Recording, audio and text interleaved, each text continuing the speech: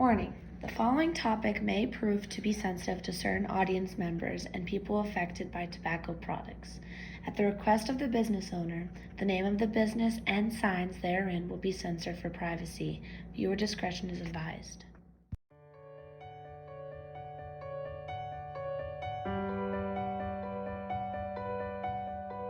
Real pretty is this lamp.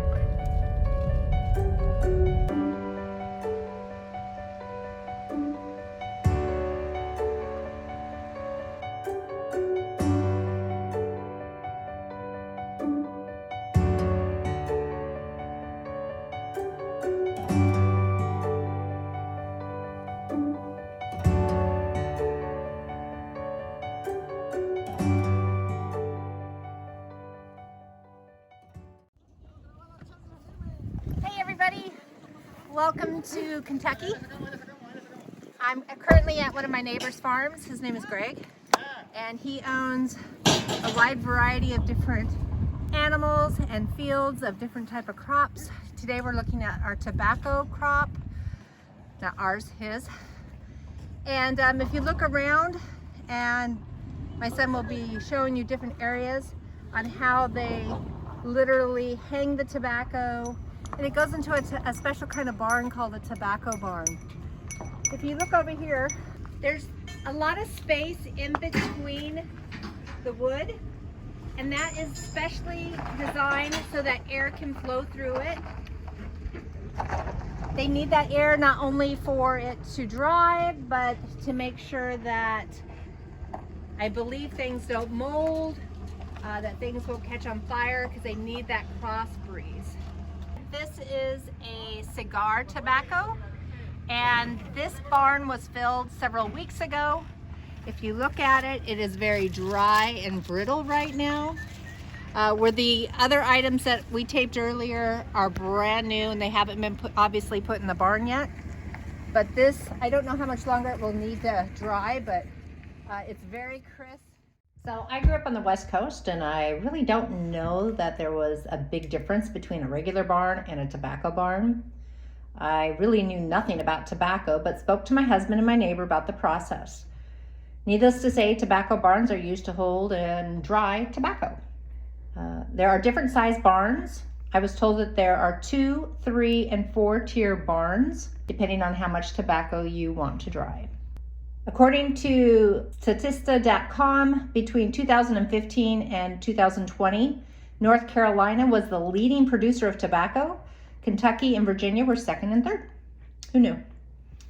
In 2018, American tobacco farmers harvested more than 533 million pounds of tobacco. Back in the 70s, my husband and his brother would pick up all the loose leaf tobacco and probably make about $70, $80 back then, just for the little leaves that are broken off. So if you look in here, Dylan, come in here. You can see how the tobacco is split, and they put the stick in between them so that they can hang and dry. How long does it dry for? I don't know, we'll have to ask. There's a rule of thumb that it takes 2 months from seed to plant, 2 months from plant to harvest, and 2 months from harvesting to baling. Tobacco is harvested at about 4 foot tall plants, and it's hung by a tobacco stick with 6 to 7 plants on each stick. These men are stripping tobacco, which means they are taking the leaves off the stalk and prepping it for baling. Unfortunately, many American tobacco farmers gave up their crops due to government deregulation, payouts, competition from foreign growers at lower prices, and the drop of tobacco prices.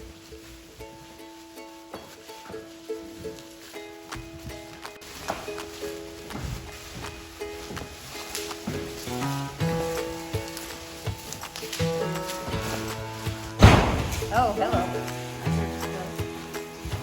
Hey guys. Say hello. No problem. Thank you so much.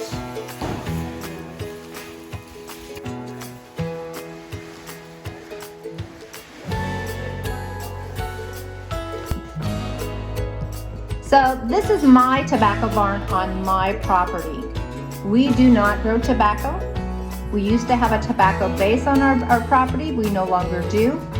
But you should know that almost 200,000 acres in the United States are farmed for tobacco. And actually it's increasing in 2021. The median salary of a tobacco farmer is $41,000, which represents 79% of their income. I kind of love my tobacco barn, even though we don't use it for tobacco. And if you look on the side of my barn, you'll actually see a wooden quilt artwork. It's very common in our area for everyone to have a different artwork on their barn. I hope you enjoy this. I really appreciate you stopping by.